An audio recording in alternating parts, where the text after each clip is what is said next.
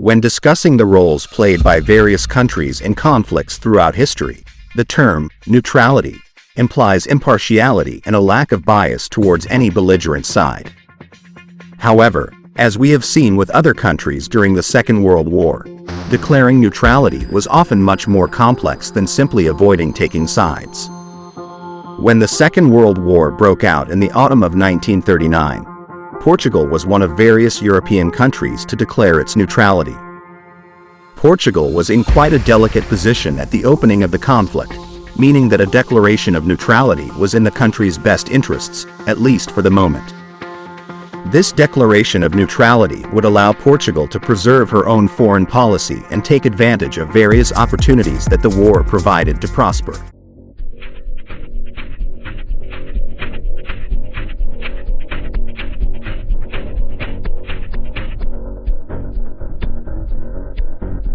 Rise of the Estado Novo. António Salazar was born in 1899 in Beira Alto, Portugal.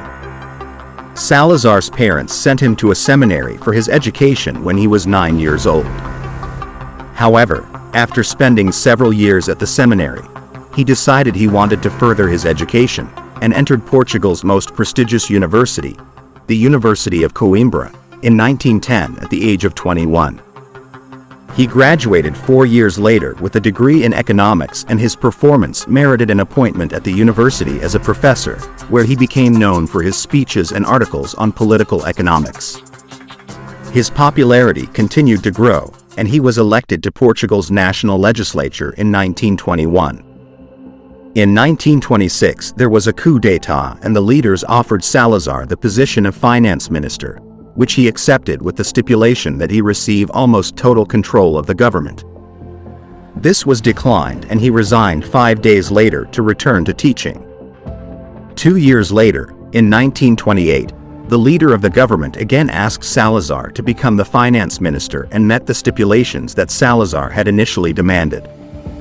As finance minister, he quickly managed to balance the country's budget and brought financial success to the Portuguese government. Salazar's position strengthened further when he became the president of Portugal's ruling Council of Ministries in 1932. A year later, he formally created the Estado Novo, or New State, a corporatist state with a fascist orientation. Although it has often been compared with the contemporary regimes of Italy, Spain, and Germany, Salazar's Portugal differed through its comparatively moderate use of state-sponsored violence. Salazar was a Catholic traditionalist who strongly believed in using economic modernization to defend Portugal's Catholic and rural values. Conflicted loyalties. The outbreak of the Second World War put Portugal in a tenuous position. Since signing the Treaty of Windsor in 1386, Portugal had always maintained close ties with Britain. However, during this era, Portugal also maintained close ties with its large neighbor, Francoist Spain. Salazar had backed Franco's regime during the Spanish Civil War, and this, combined with his government's fascist qualities, earned him the respect of Hitler and Mussolini. Upon the outbreak of the Second World War in September 1939, Salazar issued a declaration of Portugal's neutrality. He also declared that Portugal's old treaty of alliance with England did not automatically mean that Portugal had to go to war in support of the Allies. This was discussed with Britain beforehand, and the British indicated that they did not need Portuguese assistance. Salazar's reasoning for neutrality was that he feared invasions by Germany or a potential German allied Spain if the country entered the war. German troops were stationed roughly 260 kilometers from the Portuguese borders. As a result, Salazar decided to stay out of the conflict, but decided he could use it to his country's economic advantage, maintaining open trade with members of both the Allied and Axis camp throughout the war years. However, when considering the question of Portugal's neutrality, it is important to examine two key factors that came into play with Portugal's relationships with belligerent countries. Wolfram War. One of the biggest issues with Portuguese neutrality was the prevalence of the mineral wolfram in the country. This powerful resource quickly became Portugal's ticket to maintaining neutrality throughout the conflict. Wolfram is a major source of tungsten, a metal used in steel hardening processes used in producing important items such as machine tools, armor-piercing shells, tank and airplane parts, and engine parts. Outside Portugal, the Allied powers did not want Germany to have access to this incredibly valuable resource, while inside, Salazar viewed it as a matter of Portugal's sovereignty since the mineral belonged to the country. He decided to satisfy both parties, Allied and Axis, preferring not to alienate either camp to maintain Portugal's neutrality. However, the so-called Wolfram War seriously damaged Portugal's claim to neutrality, since it was a definite expression of pro-Axis sentiment within the country. The Germans received approximately 75% of Portugal's Wolfram exports, while Britain received only 25%, despite the alliance and loud protestations. Britain did enjoy one advantage in this situation. Due to their long-standing relationship, Britain was able to pay in credit, while Germany had to pay cash.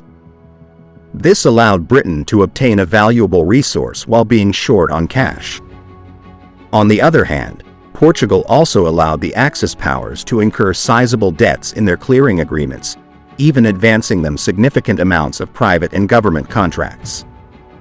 In addition, Portuguese merchants were an important source of vital smuggled commodities such as diamonds and platinum to the Axis. Portugal negotiated secret agreements with Germany to send an average of over 2,000 metric tons of wolfram annually between 1941 and mid-1944, which was roughly 60% of Germany's minimum industrial requirement. The intense competition for wolfram boosted the Portuguese economy and generated huge profits for banks and businesses. Portugal profited so much from the sale of wolfram trade that it continued to do so despite threats from the Allies. In January 1944, the Allies tried to pressure Portugal to embargo all wolfram sales, but this was resisted. Portugal defended its right as a neutral country to sell to anyone they saw fit, while also fearing a German attack should they stop. The wolfram trade debacle finally ended on the eve of the D-Day invasion in June 1944. When Portugal imposed a total embargo on shipments to both sides of the war after the Allies threatened heavy economic sanctions. Despite this, Portugal was able to profit massively from the wolfram trade and gain a major economic boost. Azores Islands. In addition to wolfram, Portugal had another resource coveted by both the Allied and Axis powers, the strategically important Azores Islands. Located in the middle of the Atlantic Ocean, the islands made a perfect base for launching offensive operations. For the Allies, possession of the Azores was important for protecting the convoy supply routes of the Central Atlantic. Failing to control them left a gap in defenses for convoys in which they might get caught in pitched battles between Allied and Axis ships. In addition, controlling the Azores would prove vital to the Allies' potential plan of an invasion of Europe, since they could be used as an air base to provide cover for the invading armies. For the Axis, the Azores meant an ideal U-boat base plus air bases needed for Project America, a Luftwaffe bombing campaign of the east coast of the U.S.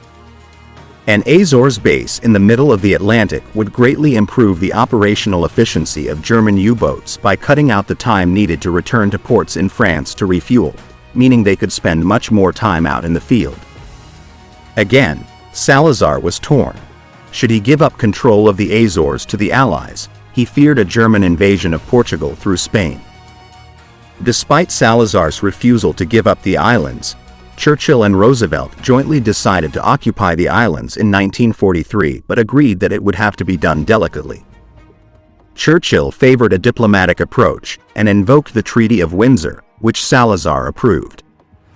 One airfield was quickly constructed in secret, with the British entering first, followed by the Americans, with plans for more airfields to follow. However, Salazar stipulated that while the British were welcome under the treaty, the Americans were not, and if pressed by the Germans, he could not use the excuse of diplomatic necessity, as with the British. Salazar threatened to forcefully resist the landing of American troops in the islands but reneged at the 11th hour. The Azores airfields were used to transfer bombers to the Pacific theater and played a key role in winning the war in the Atlantic for the Allies. It allowed more planes to launch than from any aircraft carrier group, punched a hole in German U-boat supply lines, and put Allied convoy lines within reach of land-based bomber protection, allowing for crucial shipments of provisions to reach their destinations unscathed. Conclusion. The question of whether Portugal was truly neutral is a complex one. A nation can only be considered truly neutral if it exhibits no biases to other belligerent nations. Examining Portugal's relationships with the Axis and Allied powers, Portugal in fact did express bias, although in different ways to each of the warring sides. It sold a far higher percentage of the valuable Wolfram mineral to the Axis powers, making a vital contribution to their war effort, yet also contributed to the Axis defeat by allowing air bases to be constructed on the Azores Islands and fell back on its traditional relationship to Britain. Ultimately, Portugal can be considered neutral during the Second World War. In fitting with the traditional definition of neutrality, Portugal did not clearly favor a particular side in the conflict, instead preferring to play both sides against each other, seeking to benefit itself economically above all.